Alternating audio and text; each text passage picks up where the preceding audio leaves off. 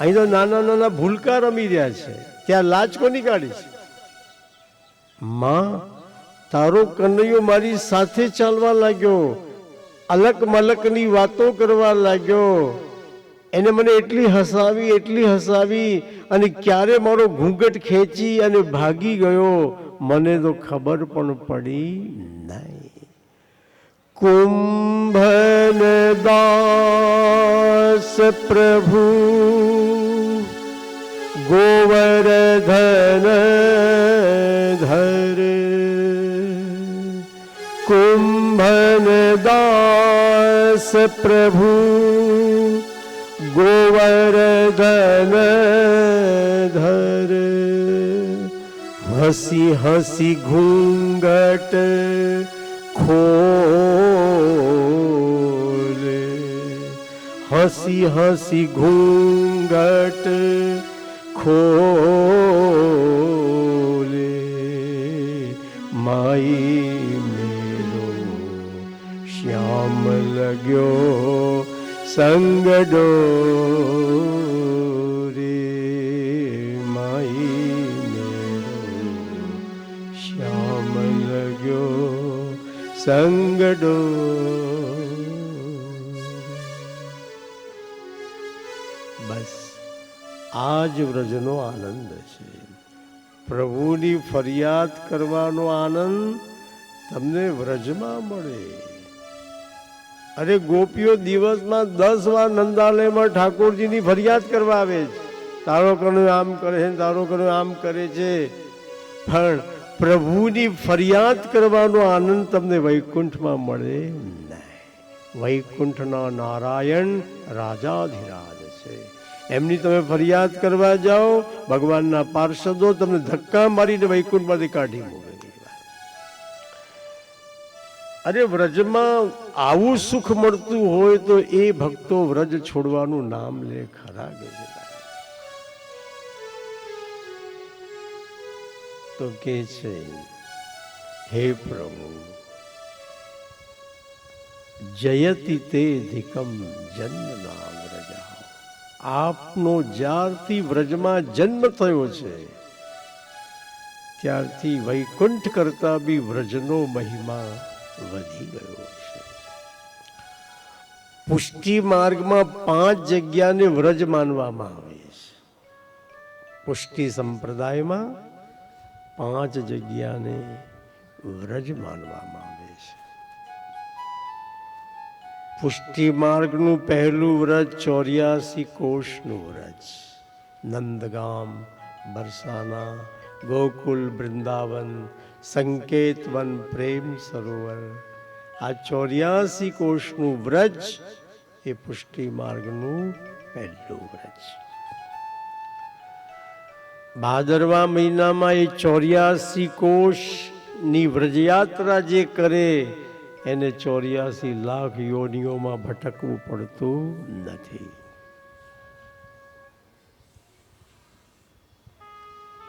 ઘણા મહાબળેશ્વર જાય, ઘણા કાશ્મીર જાય, ઘણા યુરોપ ટૂર મારે, પણ એમની પાસે વ્રજમાં જવાની ફુરસદ હોય નહીં. એમને મસૂરી ક્યાં આવ્યું એ ખબર હોય, પણ એમને જતીપુરા ક્યાં આવ્યું એ ખબર ના હોય. તો ભાઈ આવા પવિત્ર સ્થાનોમાં વારંવાર વ્રજભૂમિમાં જાઓ, ચાલીને ગિરિરાજજીની પરિક્રમા કરો, ચાલીને બ્રજની યાત્રા કરો. એનો મહિમા, એનો આનંદ કંઈક જુદો જ છે. પુષ્ટિ માર્ગનું બીજું વ્રજ એ નાથદ્વારા છે. શ્રીનાથજી બાબા વ્રજ સિવાય ક્યાંય બિરાજતા નથી. કેટલાય વર્ષોથી શ્રીજી બાબા નાથદ્વારામાં બિરાજે છે. તો નાથદ્વારા એ વ્રજ છે. જોકે આજે તો એ નાથદ્વારાની દશા પણ લોકોએ બગાડી નાખી. નાથદ્વારાની દશા આજે તો તમારે મુંબઈની ચોપાટી જેવી થઈ ગઈ છે. ખૌધરાઓ ત્યાં ખાવા જ જતા હોય છે. દર્શનનું તો નામ હોય પણ લારીઓ પર જ ઉભેલા હોય. પાછા કે અમે દર્શન કરવા ગયા. એવા દર્શન કશું કરતો હોય નહીં કે લારીઓ પર ખા ખા કર્યા કરે અને પછી લીંબુવાળી સોડા પીયા કરે. તમારે પુષ્ટિ માર્ગનું ત્રીજું વ્રજ ચંપારણ છે. હું જ્યારે બી ચંપારણ્યમાં કથા કરું છું મને એવો જ અહેસાસ થાય કે હું અત્યારે વ્રજમાં આવ્યો છું. મહાપ્રભુજી એ તો સ્વામીજીનું સ્વરૂપ છે અને સ્વામીજી તો વ્રજમાં જ પ્રગટે છે, બીજે ક્યાંય પ્રગટતા નથી. વલ્લભનું પ્રાગટ્ય ચંપારણ્યમાં થયું, મતલબ ચંપારણ્ય વ્રજભૂમિ. પુષ્ટિ માર્ગનું ચોથું વ્રજ અડેલ. તમારે ગંગાજીના સામે કિનારે અડેલ આવેલું છે અને મહાપ્રભુજી ગંગાજીના સામે કિનારે અડેલમાં રહેતા. એકવાર શ્રી ચૈતન્ય મહાપ્રભુ ગૌરાંગ પ્રભુ ગંગા કિનારે આવ્યા અને શ્રી ચૈતન્ય મહાપ્રભુને ખબર પડી કે વલ્લભાચાર્ય ગંગાજીના સામે કિનારે અડેલમાં બિરાજે છે. તો ચૈતન્ય મહાપ્રભુએ કીધું મારે વલ્લભાચાર્યને મળવા માટે જવું પડશે. તો શ્રી ગૌરાંગ પ્રભુ નૌકામાં બિરાજી અને આ કિનારેથી સામે કિનારે અડેલ ચૈતન્ય મહાપ્રભુ વલ્લભાચાર્ય મહાપ્રભુને મળવા આવ્યા. બંને ખાસ મિત્રો હતા, દિલોજાન દોસ્ત હતા, એકબીજાને ખૂબ ભેટ્યા. પણ થયું એવું કે ચૈતન્ય જ્યારે મહાપ્રભુજીના ઘેર મહાપ્રભુજીને મળવા પધાર્યા ત્યારે મહાપ્રભુજી ઠાકોરજી પોડાડી દીધેલા અને જમી પરવારીને બેઠેલા. હવે ચૈતન્યને શું જમાડવાનું? ઠાકોરજી પોડાડી દીધા, મહાપ્રભુજી પોતે જમીને પરવારી ગયેલા અને પછી ચૈતન્ય પધાર્યા. હવે એકવાર ઠાકોરજી પોડી જાય પછી એમને જગાડાય નહીં. જે નિયમ સેવાના નિયમ છે પ્રમાણે એકવાર પોડી ગયા પછી જગાડાય નહીં. પછી એમના ટાઈમે જગાડવા પડી ગયું, વચ્ચે નહીં જગાડાય. તો મહાપ્રભુજી સ્વયં પાકી હતા, એમને જાતે ચૈતન્ય મહાપ્રભુને જમાડવા રસોઈ બનાવી અડેલમાં. પણ મહાપ્રભુજીનો નિયમ હતો કે અણપ્રસાદી વસ્તુનો ઉપયોગ નહીં કરવાનો. જે કંઈ ખાવાનું છે પહેલા ઠાકોરજીને એ ધરવાનું અને પ્રસાદી વસ્તુ જ ખાવાની, અણપ્રસાદી વસ્તુ નહીં ખાવાની. આપણે બધા અણપ્રસાદી વસ્તુ ખાવા લાગ્યા એટલે જ આપણો ભગવત ભાવ ઓછો થઈ ગયો છે. તે દિવસે ઠાકોરજી પોડી ગયેલા, હવે ઠાકોરજીને જગાડાય નહીં. તો મહાપ્રભુજીએ તો રસોઈ બનાવી, ઠાકોરજીને ભોગ બી ના ધર્યો, ચૈતન્ય મહાપ્રભુને જમાડી દીધા.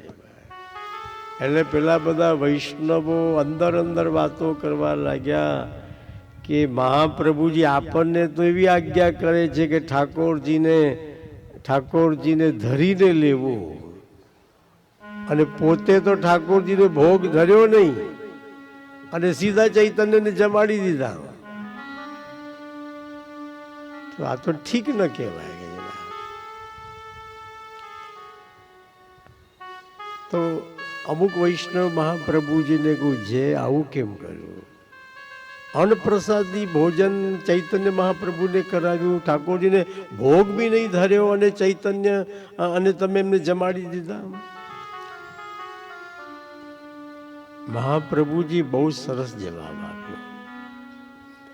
ચૈતન્યમાં સાક્ષાત ઠાકોરજી બિરાજે છે. વલ્લભાચાર્ય જવાબ શું આપ્યો? ચૈતન્યમાં ઠાકોરજી કાયમ જાગૃત બિરાજે છે. ચૈતન્યમાં સાક્ષાત ઠાકોરજી બિરાજે છે. એટલે મેં ઠાકોરજીને અલગ ભોગ ધર્યો નથી. આજનો રાજભોગ ઠાકોરજી ચૈતન્ય મહાપ્રભુના હૃદયમાં બિરાજીને આરોગી લેશે. મેં અલગ ઠાકોરજીને ભોગ ધર્યો નથી. મહાપ્રભુજી કેટલું સરસ સમાધાન આપ્યું કે ચૈતન્ય મહાપ્રભુ કોઈ સામાન્ય વ્યક્તિ છે? એમનામાં તો સાક્ષાત ઠાકોરજી કાયમ જાગૃત બિરાજે છે. આજનો રાજભોગ ઠાકોરજી ચૈતન્યના હૃદયમાં બિરાજીને આરોગી લેશે, એટલે અલગ રાજભોગ નથી થયો. પુષ્ટિ માર્ગનું ચોથું વ્રજ અડેલ છે, અને પુષ્ટિ માર્ગનું પાંચમું વ્રજ ચરણાટ છે. વારાણસી ત્યાંથી કોણ ઊભું છે તો તમને ખબર છે વિજયભાઈ. વારાણસીથી 30 કિલોમીટર દૂર આ જગ્યા આવેલી છે, એનું નામ છે ચરણાટ. ત્યાંના લોકો ચરણાટમાં સમજતા નથી, ત્યાં એનું નામ છે ચુનાર. ત્યાં તમે ચરણાટ ચરણાટ કર્યા કરો તો કોઈ સમજે જ નહીં તમારે. બનારસથી 30 કિલોમીટર આ જગ્યા આવેલી છે, ત્યાંના લોકો ચરણાટને ચુનાર કહે છે. અને એ ચરણાટમાં વલ્લભાચાર્યના દ્વિતીય લાલજી ગુસાઈજીનું પ્રાગટ્ય થયેલું છે. અને પુષ્ટિ સંપ્રદાયમાં ગુસાઈજી એ ચંદ્રાવલી સખીનું સ્વરૂપ છે કે ચંદ્રાવલી સખી ગુસાઈજી રૂપે પ્રગટેલી છે કે અને ચંદ્રાવલી સખી વ્રજ સિવાય ક્યાંય પ્રગટતી નથી. ગુસાઈજી ચરણાટમાં પ્રગટ્યા, મતલબ ચરણાટની ભૂમિ એ વ્રજ ભૂમિ છે. તો પુષ્ટિ માર્ગમાં આ 5 જગ્યાઓને વ્રજ માનવામાં આવે છે, એટલે પુષ્ટિ માર્ગના વૈષ્ણવોએ આ 5 જગ્યા ઉપર જવું જોઈએ. જયતિ તે અધિકમ જન્મના વ્રજ. આપ જ્યારથી વ્રજમાં પધાર્યા છો, વૈકુંઠ કરતા પણ વ્રજનો મહિમા વધી ગયો છે. ભાઈ વ્રજ કોને કહેવાય? તમે જુઓ, વ્રજ બોલો એમાં રજ શબ્દ આવે છે. તમે લોકો વ્રજ બોલો એમાં રજ શબ્દ આવે છે. વ્રજ, વ્રજમાં રજ શબ્દ છુપાયેલો છે. વ્રજ જ્યાં પ્રભુની ચરણ રજનો મહિમા છે એને કહેવાય વ્રજ. જ્યાં ઠાકોરજીની ચરણ રજનો મહિમા છે એ ભૂમિને કહેવાય વ્રજ. અરે વ્રજની રજને સામાન્ય નહીં સમજવી, વ્રજની માટીને સામાન્ય નહીં સમજવી. વ્રજની રજમાં, વ્રજની માટીમાં તો બ્રહ્મ જ્ઞાન કરાવવાનું સામર્થ્ય છે.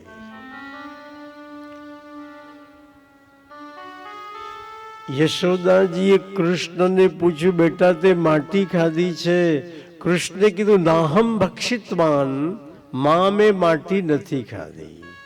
અલ્યા પણ આ બધા છોકરાઓ કે છે ને તે માટી ખાધી છે, સર્વે મિથ્યાભિશંસિનઃ, એ બધા જ જુઠ્ઠું બોલે છે. આ બલરામ કે છે ને તે માટી ખાધી છે. બલરામની તો તારે કોઈ વાત સાચી માનવી નહીં. બલરામ તો કાયમ ભાંગના નશામાં જ હોય છે. બલરામ તો મિર્જાપુરી લોટા જેવા આમે ગબડે ને આમે ગબડે ને ઘડીકમાં મારા તરફી બોલે, ઘડીકમાં આના તરફી. એનું તો તારે કોઈ સાચું જ નહીં માનવાનું. ખરેખર તે માટી નથી કરતી તો કા. તો યશોદા મૈયાએ કૃષ્ણને કીધું, યદિ સત્ય ગિરસ્તરહી સમક્ષમ પશ્ય મે મુખમ. બેટા અગર તારી વાત સાચી છે, તે માટી નથી ખાધી, તો સમક્ષમ પશ્ય મે મુખમ, મને તારું મોઢું દેખાડે, મને તારું મોઢું ખોલીને બતાવી જોઈએ. બોલો, ભગવાનનું બી ચેકિંગ કરનારા પડ્યા છે. મને તારું મોઢું ખોલીને બતાવે. અંતે વખતે ભગવાન શ્રી કૃષ્ણે એમનું મોઢું ખોલી અને યશોદા મૈયાને બતાવ્યું, તો કૃષ્ણના મુખમાં તો માટીનું ઢેફું હતું. કે એ માટીનું ઢેફું એ શું છે? વ્રજની રજ છે. કે કૃષ્ણના મુખમાં એ વ્રજની રજના યશોદાએ દર્શન કર્યા, અને ત્યાં જ યશોદાજીને બ્રહ્મ જ્ઞાન થઈ ગયું. કૃષ્ણના મુખમાં માટીનું ઢેપું, કૃષ્ણના મુખમાં યશોદાજીએ વ્રજરજના દર્શન કર્યા. એ દર્શન કરતા યશોદા મૈયાને બ્રહ્મ જ્ઞાન થઈ ગયું કે જે કૃષ્ણને હું મારા દીકરા સમજું છું એ કૃષ્ણ મારો દીકરો નહીં, એ તો સાક્ષાત પરબ્રહ્મ પરમાત્મા છે. હું કનૈયાના મુખમાં શું જોઈ રહી છું? કનૈયાના મુખમાં તો પહાડો છે, કનૈયાના મુખમાં સમુદ્ર ઉછળી રહ્યા છે. અરે કનૈયાના મુખમાં મને 24 અવતારના દર્શન થઈ રહ્યા છે. આખી દુનિયા મને કનૈયાના મુખમાં દેખાય છે. મારો દીકરો કોઈ સામાન્ય નથી. આવું ભગવાન સિવાય બીજું કોઈ બતાવી શકે નહીં. મારો કનૈયો વૈકુંઠનો નારાયણ છે, મારો કનૈયો ભગવાન છે, મારો કનૈયો પરબ્રહ્મ પરમાત્મા છે. દેખો, કૃષ્ણના મુખમાં બ્રજરાજ વ્રજની માટી જોતા જ માને બ્રહ્મ જ્ઞાન થઈ ગયું કે કૃષ્ણ તો પરબ્રહ્મ પરમાત્મા છે, કૃષ્ણ આદિ નારાયણ છે. ભગવાન સિવાય આવું કોણ બતાવી શકે? અલ્યા, બ્રહ્મ જ્ઞાન થવું કે રસ્તામાં પડ્યું છે? શંકરાચાર્ય કે જે બ્રહ્મ જ્ઞાન ક્યારે થાય? જ્યાં સુધી તમે સાધન ચતુષ્ટયની સાધના નહીં કરો ત્યાં સુધી તમને બ્રહ્મનું જ્ઞાન થવાનું નથી. મહર્ષિ પતંજલિ લખે છે, જ્યાં સુધી તમે અષ્ટાંગ યોગની સાધના નહીં કરો ત્યાં સુધી તમને બ્રહ્મનું જ્ઞાન થશે નહીં. પણ ભક્તિ માર્ગમાં તો ખાલી વ્રજરજના દર્શન કરતા જ ભક્તોને બ્રહ્મ જ્ઞાન થઈ જાય. જ્ઞાન માર્ગમાં સાધન ચતુષ્ટયની સાધના વગર તમને બ્રહ્મ જ્ઞાન ન થાય. યોગ માર્ગમાં અષ્ટાંગ યોગની સાધના વગર તમને બ્રહ્મ જ્ઞાન ન થાય. જ્યારે ભક્તિ માર્ગમાં તો ભક્તોને ખાલી વ્રજરજ વ્રજની માટીને જોતા બ્રહ્મ જ્ઞાન થઈ જાય. જેમ યશોદાને થયું કૃષ્ણ ભગવાન. તો વ્રજની માટી સામાન્ય માટી નથી, એનામાં તો બ્રહ્મનું જ્ઞાન કરાવવાનું સામર્થ્ય છે. વ્રજ, વ્રજમાં રજ શબ્દ છે. બસ જ્યાં પ્રભુની ચરણ રજનો મહિમા છે એને કહેવાય વ્રજ. શ્રયત ઇન્દિરા શશ્વદત્ત. ઇન્દિરા એટલે લક્ષ્મી. હે પ્રભુ, આપ જ્યારથી વ્રજમાં પધાર્યા છો ત્યારથી આપના પગલે લક્ષ્મીજીએ પણ કાયમના માટે વ્રજમાં જ નિવાસ કર્યો છે. લક્ષ્મીજી પતિવ્રતા છે. જ્યાં એમનો ઘરવાળો હોય એ ત્યાં જવાના જ. જેને લક્ષ્મી જોઈતી હોય એને નારાયણને છોડવાના નહીં. નારાયણને પકડી રાખો, નારાયણને વળગીને રહો. જેને ત્યાં નારાયણ હોય એને ત્યાં વહેલી મોડી લક્ષ્મી આવે જ. એ તો પતિવ્રતા જેનો ઘરવાળો હોય ત્યાં જવાની જ કે છે ભાઈ. તો લક્ષ્મીજી જોઈએ છે તો નારાયણને છોડવાના નહીં. બસ ઠાકોરજીને વળગીને રહો. લક્ષ્મી એક દિવસ તમારું ઘર હોતથી હોતથી તમારે ત્યાં આવશે. પણ લોકો ભૂલ શું કરે કે લક્ષ્મી આવે એટલે પાછા નારાયણને છોડ દે કે ભાઈ તમારે. જરાક લક્ષ્મી આવે 2-5 કરોડ થાય એટલે એવી ચરબી ચડે ને તમારે. પછી મંદિરમાં જવાનું બંધ, પછી લાયન્સ ક્લબ ને રોટરી ક્લબ ને, અને પછી તો તમારે જય શ્રી કૃષ્ણ બોલવાનું બંધ. પછી હાય ને બાય ચાલુ થઈ જાય ને. એ લોકો પોતાને હાઈ સોસાયટી ગણી લે. અમે બધા હાઈફાઈ સોસાયટીના લોકો છીએ. આખો તો હાય હાય કર્યા કરે એટલે હાઈ સોસાયટી. બોલો, પૈસા વધે એટલે આ બધા નખરા શું છે તમારે? મંદિરમાં હવેલીમાં જવાનું બંધ, કથા વાર્તામાં જવાનું બંધ, પછી બધી ક્લબોમાં કીટી પાર્ટીઓ ચાલુ થઈ જાય તમારે ને, જય શ્રી કૃષ્ણ બંધ, હાય બાય ચાલુ થઈ જાય ને. પછી આવું બધું કરે એટલે પછી તમે ઠાકોરજીને છોડી દો એટલે લક્ષ્મીજી પાછા તમને છોડીને જતા રહે. લક્ષ્મી આવ્યા પછી પણ ઠાકોરજીને છોડવાના નહીં. તો તમારા ઘેર આવેલી લક્ષ્મી કાયમ માટે તમારા ઘરમાં બિરાશે, જશે નહીં. પણ લક્ષ્મી આવ્યા પછી લોકો એવા તમારે તાઇફા કરે કે લક્ષ્મી પાછી એમને વહેલી મોડી છોડીને જતી રહી. લક્ષ્મીજીને થયું કે આ ગોપીઓ પ્રભુની તનથી સેવા કરશે. લક્ષ્મીજીને થયું હું વ્રજમાં જઈ હું ઠાકોરજીની ધનથી સેવા. તો લક્ષ્મીજી બ્રજવાસીઓના ખજાનામાં આવીને બિરાજી ગયા. બ્રજવાસીઓ એમના ખજાના એવા લૂંટાવે પણ ખાલી જ ના થાય. એમના ખજાનામાં સાક્ષાત લક્ષ્મીજી બેઠા હોય તે ખજાના ક્યાંથી ખાલી થવાના? અરે વ્રજમાં લક્ષ્મી આવી એ ખબર કેવી રીતે પડી?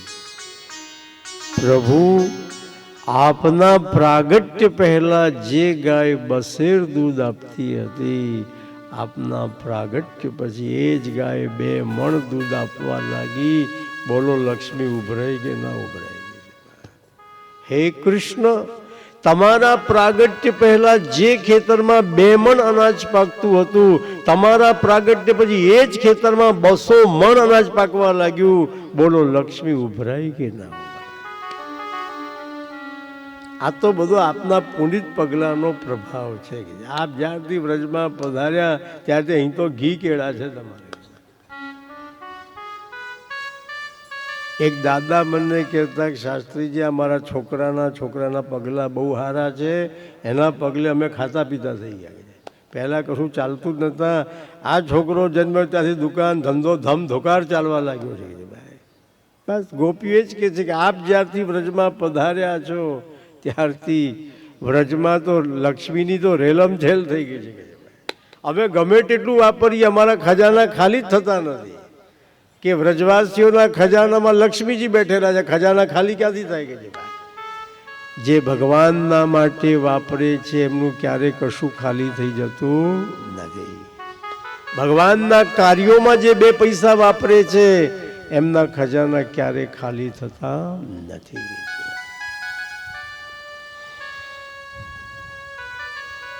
બ્રજ ભક્તોની કઈ લક્ષ્મી વધી? તો કે વ્રજ ભક્તોની ભાવ સમૃદ્ધિ વધી. લક્ષ્મી એટલે સમૃદ્ધિ. ઠાકોરજી વ્રજમાં પધાર્યા પછી વ્રજ ભક્તોની કઈ લક્ષ્મી વધી? તો કે વ્રજ ભક્તોની ભાવ સમૃદ્ધિ વધી ગઈ છે. અને વેપારીઓ કમાય ક્યારે? જ્યારે વસ્તુના ભાવ વધી જાય ત્યારે વેપારીઓ રાતોરાત માલામાલ થઈ જતા હોય છે. આ ડુંગળીના ભાવ વધ્યામાં પેલા કમાયા છે તમારે, એટલું કમાઈ ગયા, કરોડોપતિ થઈ ગયા તમારે. ડુંગળીના ભાવ વધી ગયા. વેપારી કમાય ક્યારે? વસ્તુનો ભાવ વધે, રૂપિયામાં લીધી અને એકદમ 100 રૂપિયા થઈ જાય, રાતોરાત કરોડપતિ થઈ જાય ને. બધું કેટલો બધો પ્રોફિટ તમારે. એમ આધ્યાત્મિક માર્ગમાં કોણ ફાવી જાય છે? જેમનો ઠાકોરજીમાં ભાવ વધી જાય છે એ આધ્યાત્મિક માર્ગમાં ફાવી જાય છે. જેમ વસ્તુનો ભાવ વધે ત્યારે વેપારી ફાવી જાય, કરોડપતિ થઈ જાય. એમ સેવા કરતા કરતા ઠાકોરજીમાં ભાવ વધે ત્યારે ભગવદીય ફાવી જાય, એનો એકદમ આધ્યાત્મિક વિકાસ થઈ જાય. આપણો દિવસે દિવસે ઠાકોરજીમાં ભાવ વધતો નથી. ઘણાનો તો દિવસથી દિવસે ભાવ ઘટતો હોય. તમારે આપણને ખ્યાલ આવે કે પહેલાં ભાઈને કેટલો ઠાકોરજીમાં ભાવ હતો, પહેલાં જેવો હવે એમના ભાવ દેખાતો નથી. ઘણા લોકોમાં દિવસે દિવસે ઠાકોરજીનો ભાવ ઘટતો જતો હોય. ભાવ ઘટવાનું એક કારણ છે. જેમને ઠાકોરજીમાં ભાવ નથી એવા લોકો સાથે તમે ઉઠબેસ રાખો તો તમારો ભાવ ક્યાંથી ટકવાનો? જેમને ઠાકોરજીમાં ભક્તિ ભાવ છે એવા લોકો સાથે ઉઠબેસ રાખો તો તમારો ભાવ વધે. જેમને ભગવાનમાં જ ભાવ નથી એવા નાસ્તિકના સંગમાં તમે રહો તો તમારો ભાવ ક્યાંથી ટકવાનો? તમારો ભાવે ઓછો થઈ જાય. જેમનો ઠાકોરજીમાં ખૂબ ભાવ છે એવા વૈષ્ણવો, એવા ભગવદીઓ, એવા તાદૃશી ભગવદીઓના સંગમાં રહો તો તમારો પણ દિવસે દિવસે ઠાકોરજીમાં ભાવ વધે. શ્રી હરિરાય મહાપ્રભુજી એક સરસ વાક્ય લખ્યું છે કે ભાવ એ અગ્નિ જેવું છે. શ્રી હરરાય મહાપ્રભુજી શિક્ષાપત્રમાં લખે છે કે ભાવ એ અગ્નિ જેવું છે. ભાઈ અગ્નિની ઉપર પાણી રેડો તો અગ્નિ બુઝાઈ જાય, અને અગ્નિ ઉપર ઘી રેડો તો અગ્નિ ઓર પ્રજ્વલિત થાય. તો શ્રી હરરાય મહાપ્રભુજી કે જે દુસ્સંગ એ પાણી છે અને સત્સંગ એ ઘી છે. દુસ્સંગ એ પાણી, સત્સંગ એ ઘી. ભાઈ દુસ્સંગનું પાણી રેડશો તો ભાવનો અગ્નિ બુઝાઈ જશે.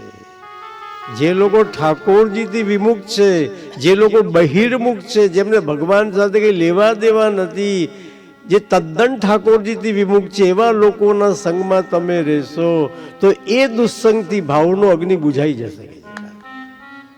દુસ્સંગ તો પાણી જેવો છે ને, અગ્નિ પર પાણી રેડો અગ્નિ બુઝાઈ જાય. સત્સંગ ઘી જેવો છે, અગ્નિ પર ઘી રેડો તો અગ્નિ ઓર પ્રજ્વલિત થાય.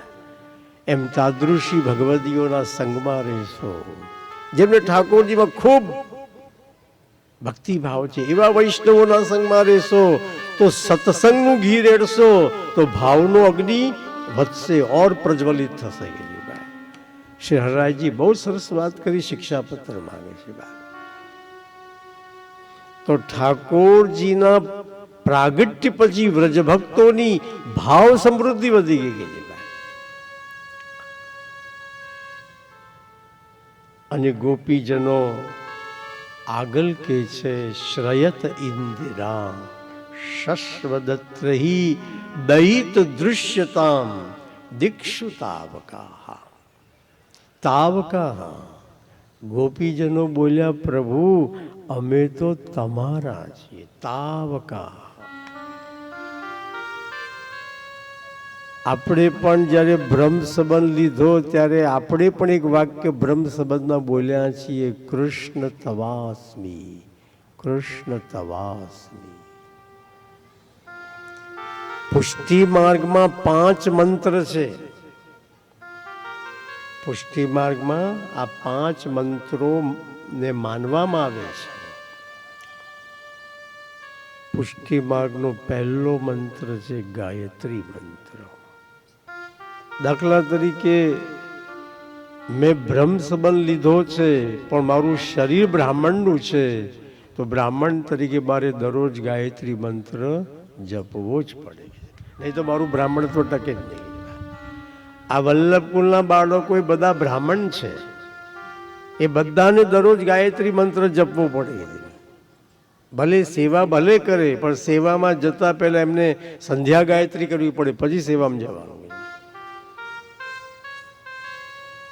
એમ જે વૈષ્ણવોએ જનોઈની દીક્ષા લીધી હોય એ લોકો ગાયત્રી મંત્રનો જપ કરી શકે છે. પુષ્ટિ માર્ગમાં ગાયત્રી મંત્રનો જપ કરવાની ના નથી.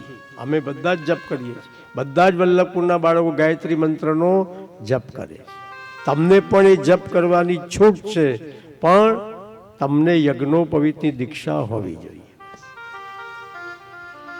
મહાપ્રભુજી કે છે વૈષ્ણવ ગાયત્રી મંત્રનો જપ કરે તો એને પુષ્ટિ ફળની પ્રાપ્તિ થાય છે. ગાયત્રી મંત્રનો જપ વૈષ્ણવ કરે તેને ફળ કયું મળે? પુષ્ટિ ફળ મળે, મર્યાદાનું ફળ નહીં. પુષ્ટિ માર્ગમાં બીજો મંત્ર છે ગોપાલ મંત્ર. વલ્લભકુલના બાળકો અંદર અંદર એકબીજાને ગોપાલ મંત્રની દીક્ષા આપતા હોય છે. ક્યારેક રેર કેસમાં વલ્લભકુલના બાળકો અમુક વૈષ્ણવોને પણ ગોપાલ મંત્રની દીક્ષા આપતા હોય છે. મહાપ્રભુજીના જ્યેષ્ઠ લાલજી શ્રી ગોપીનાથજી ગોપાલ મંત્રનો જ જપ કરતા ગયા. અને પુષ્ટિ માર્ગમાં ત્રીજો મંત્ર છે ગદ્ય મંત્ર. બ્રહ્મ સંબંધ લેવા જાઓ ત્યારે અપરસમાં નાહીને હાથમાં તુલસી દલ આપી અને ગુરુદેવ આપણી પાસે જે મંત્ર બોલાવડાવે એને કહેવાય ગદ્ય મંત્ર. હવે એકવાર ગુરુજી લેવડાવે તમે બોલી ગયા પછી તમને ખબર જ નથી આ મંત્રમાં હું છે હું કઈ નહીં. ખરેખર તો દરરોજ એ ગદ્ય મંત્ર બોલવો જોઈએ. હાથમાં તુલસી લેવાની, નાહી ધોઈ અપરસમાં હાથમાં તુલસી દળ લઈ દરરોજ આ ગદ્ય મંત્ર બોલી ઠાકોરજીના ચરણોમાં તુલસીજી દરરોજ સમર્પવા જોઈએ. આ તો એક દાડો ગુરુ બોલાય બોલી ગયા પછી બધું ભૂલી ગયા એ મંત્ર હું હતો કંઈ ખબર નહીં. દરરોજ બોલવો પડે. પુષ્ટિમાર્ગમાં ચોથો મંત્ર તમારે પંચાક્ષર મંત્ર કૃષ્ણ તવાસ્મી, કૃષ્ણ તવાસ્મી, કૃષ્ણ તવાસ્મી. આ 5 અક્ષરનો પંચાક્ષર મંત્ર છે.